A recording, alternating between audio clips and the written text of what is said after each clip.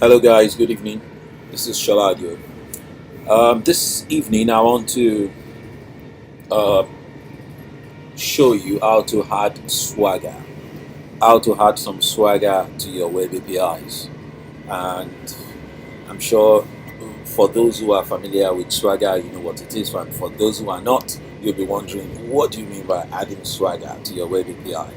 Yeah, so just grab some coffee and let's have a go at this.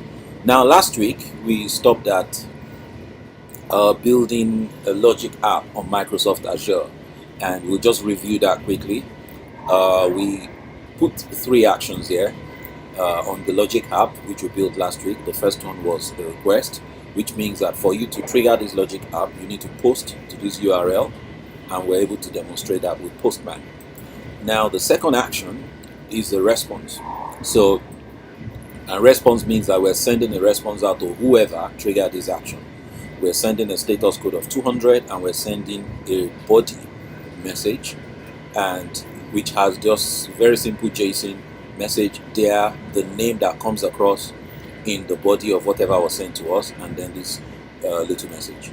And then an email goes off to me to notify me about the fact that someone has triggered the API, and it will contain the name of the person, the email address, and the message content.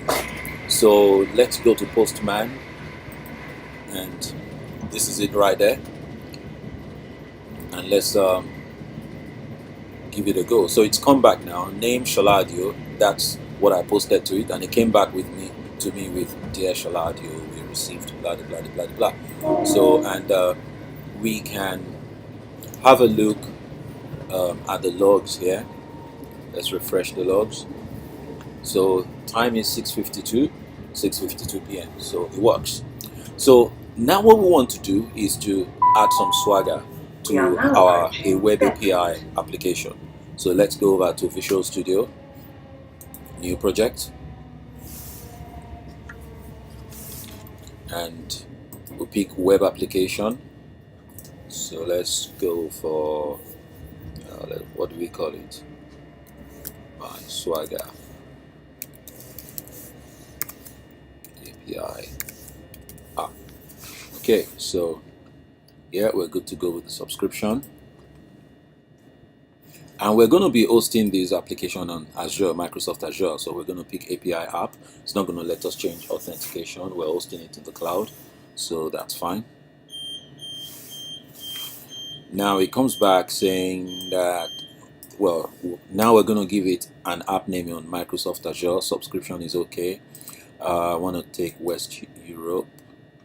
Yeah, West Europe. And then I want to take JSON VAT plan. Okay, good. So we're good to go. So what it's doing now is that it's creating this app, this web API on Microsoft Azure.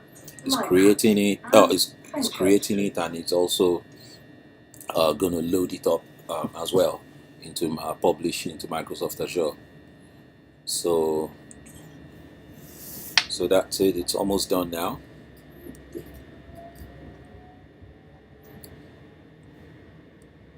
Yeah, and that's it. We're good to go. Now,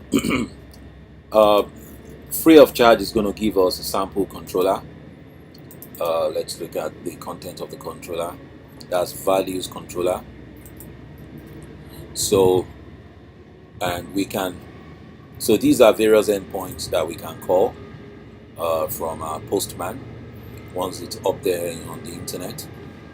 And also an interesting bit, is the Swagger config. So Swagger config.cs, and this is where we're going to enable Swagger for this application. So we're going to enable Swagger UI, and the next thing is let's run it locally and see what we've got.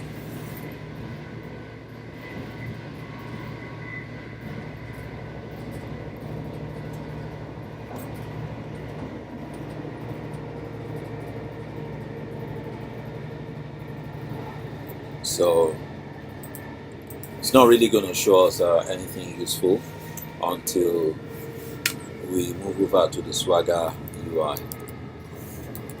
Swagger.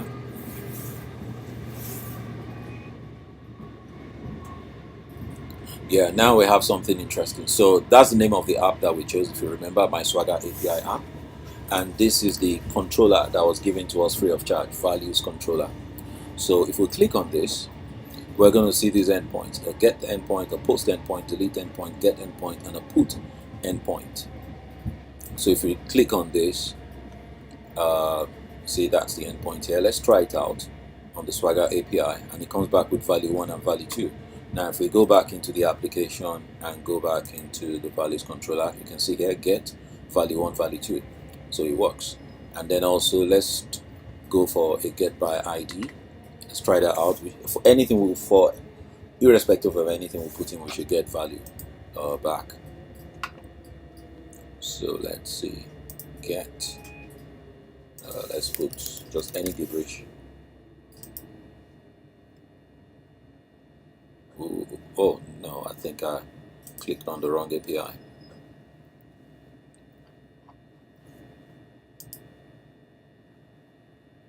Yeah, get values ID. Okay. Then let's go back into get values, get by ID. So we should get value back, API values ID. Oh, we should have put in an integer. That's it. That's what happened. So let's try it out now.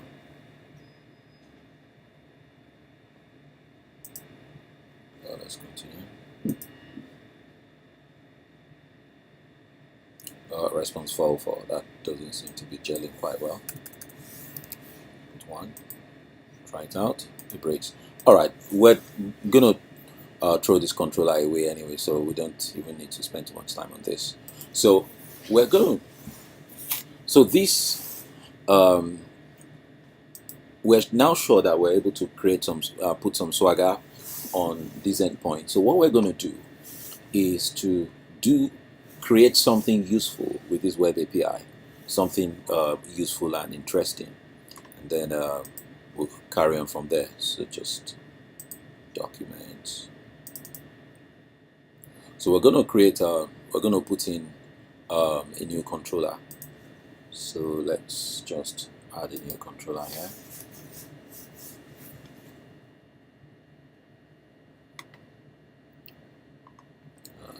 Actually, we can reuse this controller. What we can do is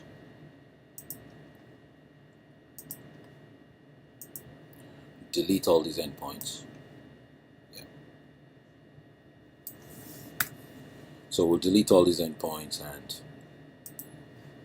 we'll put in our own endpoints there. So that's this one. So we'll put our own endpoints there. Control V. So we'll resolve the JSON, and then we'll need to bring in this other classes as well. Yeah, these two classes. Sorry for the slight delay, just been held outside of pit C by a red signal. Once again, sorry for the slight delay, just been held by a red signal. So we'll put them there, so we're almost good to go. Let me take off all the unused references.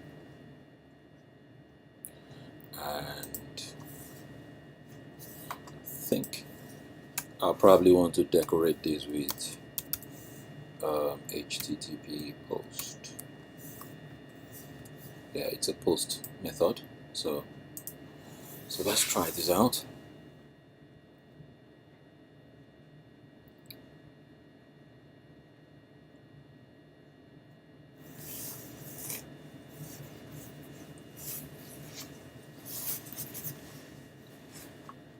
Yeah, and then let's go for our Swagger UI template again. Click on values, and now we have the post here. Now, the Swagger, what Swagger does for you is like document the endpoints, give you a very well laid out documentation of your endpoints, and not only that, it can also allow you to test those endpoints straight from within your browser. So that's the second thing it gives you. Then the third thing it gives you is that you can take this Swagger template to somewhere else altogether that has nothing to do with this web API. Put that Swagger template in, and it's able to generate a lot of magical stuff for you, which we are going to see. So you see here, this is the schema of the message, schema that it's requiring us to send. So, oh no, yes, oh no, not this, send.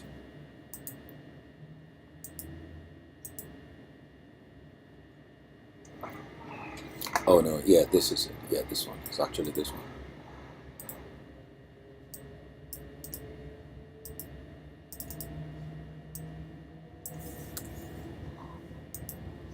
Okay, so let's put in an email address. We are now approaching Pitsy. Yahoo.com, message content string, message content string, and then let's try it out. And off it goes. Dear string, we have received your message. A member of our team will be in touch with you in the next 24 to 48 hours. Now let's go, and the email has come, you can see it here. And then let's go over to Postman, you see. So it's the same thing we usually get from the Postman. So we've been able to establish one thing, that from this API app, we're able to talk to our Logic app. This is the URL for the Logic app, and this is the HTTP client that we set up, and then we're able to call out to that Logic app and then deserialize the response and then come back here. So we've got two things going for us now. We've created an API app that's got Swagger templates, so it's got some Swagger, and also we're able to do something useful with our web API, which is to call out to another API elsewhere, which is a Logic app within Microsoft Azure, and come back with some results. So now that we're sure that this web API that's got some Swagger on it is all working fine, we're going to publish it now. We're going to publish it to Microsoft Azure. And yeah, so publish.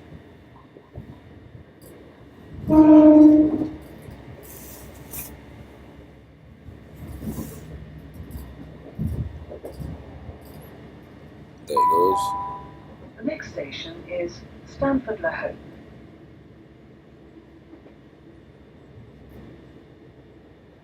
Yeah, so publishing.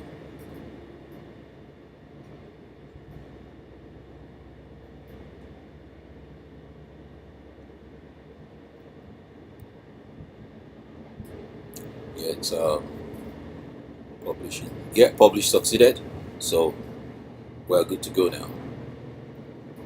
So, and there you go. You see, my Swagger app, my Swagger API app.azurewebsites.net.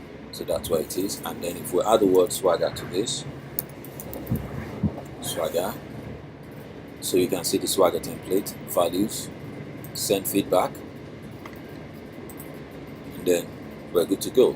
So what it means now is that we have a web API that is exposing this endpoint, this send feedback endpoint, and on top of this, we also have a Swagger template that is exposing this endpoint to us. So now we have a web API, it's got Swagger, and the Swagger is a very nicely laid documentation for us, and it also allows us to test the API right from within our browsers.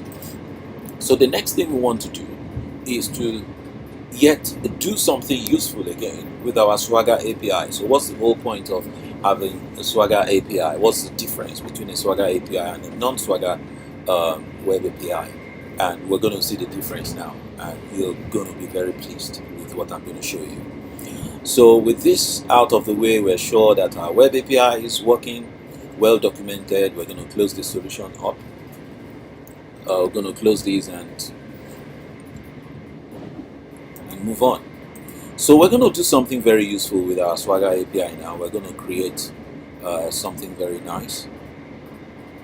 So we're going to create a WPF application. This one. So let's call this my Swagger WPF app. So we're going to let that chug away.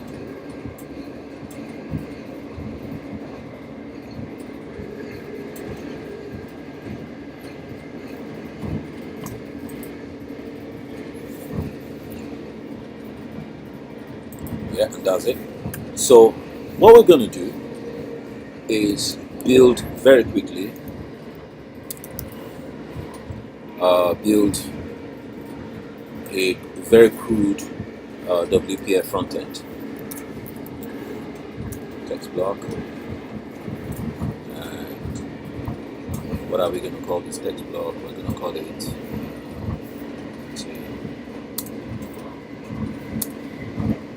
text is equal to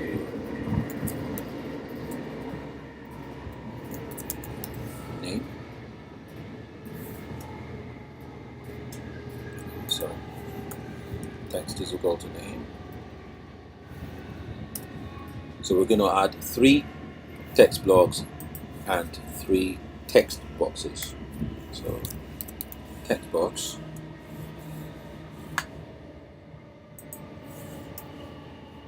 We're not going to use MVVM today, so what we're going to do, okay, text is that.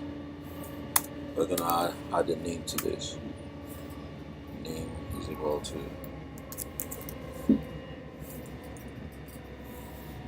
txt name. So what we're going to do is to replicate this twice.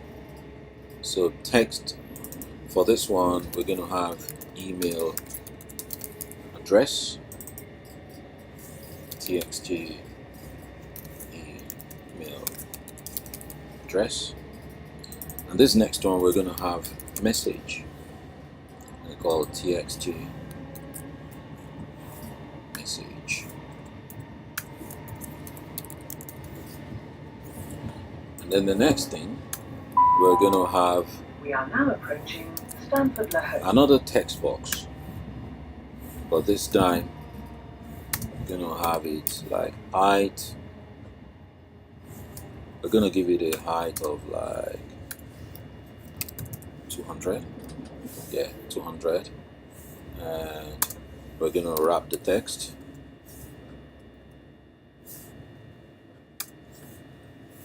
So we're going to wrap the text. So let's fire these up and see what our UI looks like. Oh, straight away I can see that I forgot something. So we have a crude UI here, name, email address, message, and then this one. I'm gonna change, okay, yeah, message. Welcome And aboard I need a button. service to Fenchurch Street, calling at East Tilbury, Tilbury Town. I need a button. Let me give it a height Ockenden, Upminster, of about Sparket, West Ham, of about 40. and Fenchurch Street. Let me reduce this to 120. And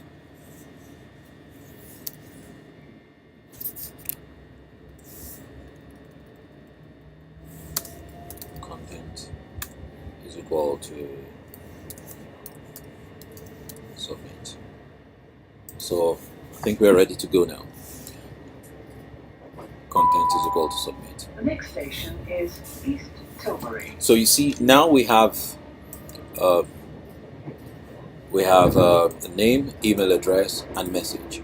Now I'm sure you already guess what we want to do. We're looking for how to call that API from this WPF frontend. Now, for us to achieve that, we need to find a way of discovering that API, maybe like writing some HTTP client code and all the rest. And basically, this application is disconnected. We don't know how to reach that API. And this is where your Swagger comes in. So all you just have to do now is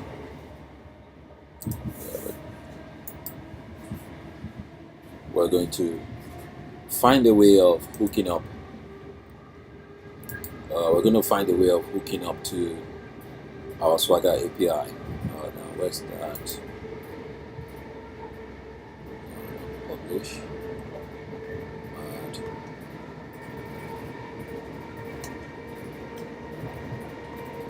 collapse all. We need to create a client. A REST. We're going to add a REST client. Yeah, that's it. That's what a REST API client. Now you see, that gives us add REST API client, Swagger URL. I'm sure you already have a clue where I'm going. So select Azure asset, and it's going to look for the Swagger API. It's looking for it on Microsoft Azure. We are now approaching East Tilbury.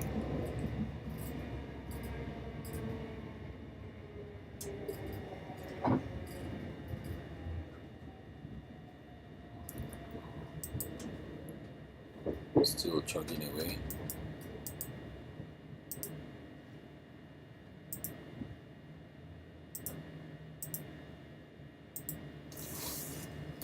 JSON.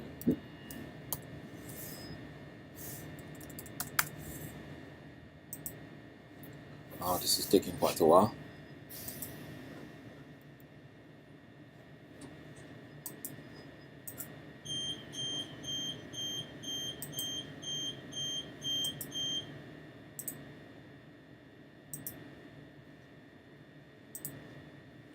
Resource group. Yeah, it's found it at last.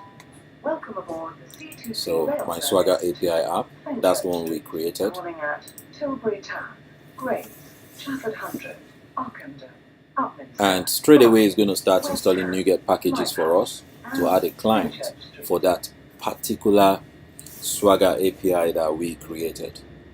And I think it's done now. So what we're going to do to get this to work,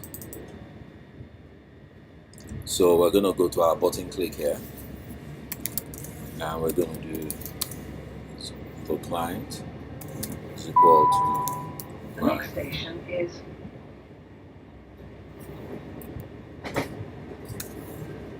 to new Swagger API,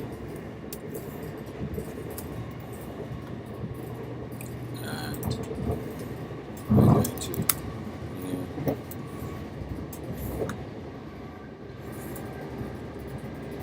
okay.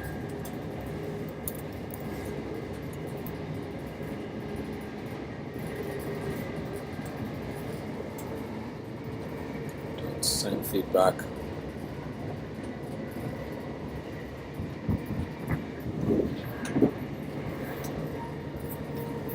And user message.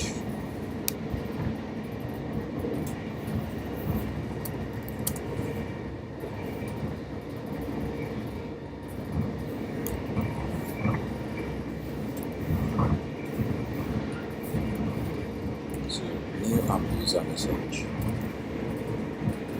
and we're going to do email address is equal to txt email address dot text,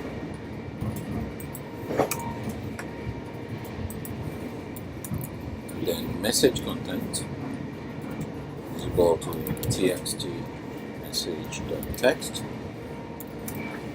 and then the name is equal to txt name dot text.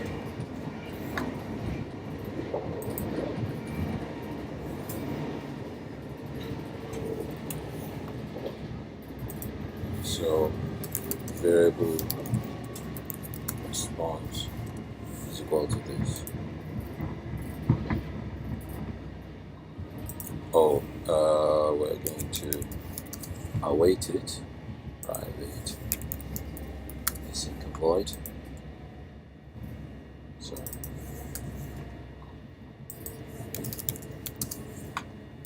yeah, so we're good to go now. Message box dot show, and that'll be response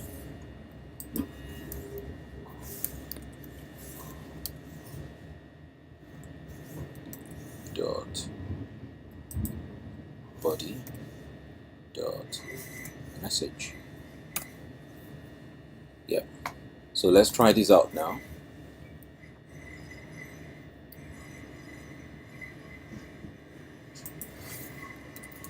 So let's put my name in. Let's put an email address in. Okay. Let's type a message.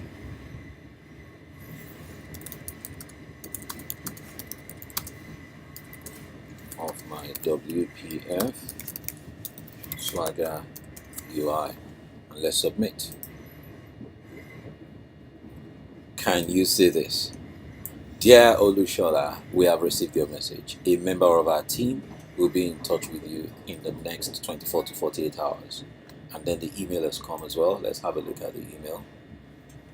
This is a test of my Swagger or WPF Swagger UI. Look at the time, 1917. Let's go back to WPF. This is awesome. I'm so happy with this. Now this is how to add Swagger to your application. I mean, we did not have to do any backend plumbing. You can look at this. I just did a client is equal to new Swagger API app, and it just gave me an asynchronous call to sort this out. And there you go with the response. Now let's see what adding Swagger. Now this is all we did.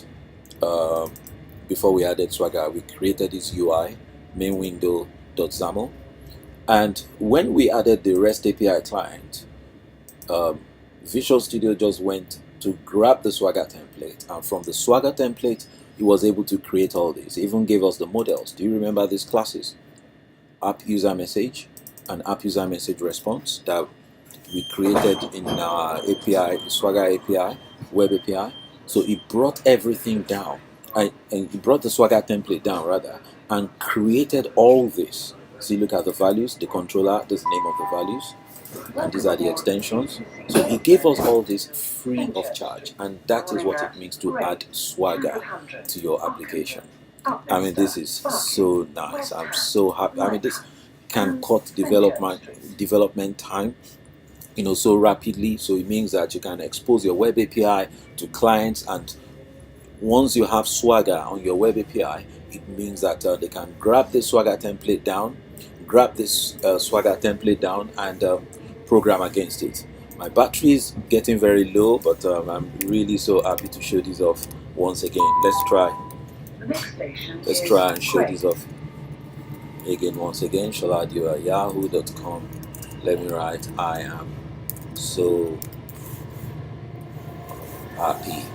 Let's submit. So it's come back. Dear Shola, we have received your message, and that is how to add Swagger to your application.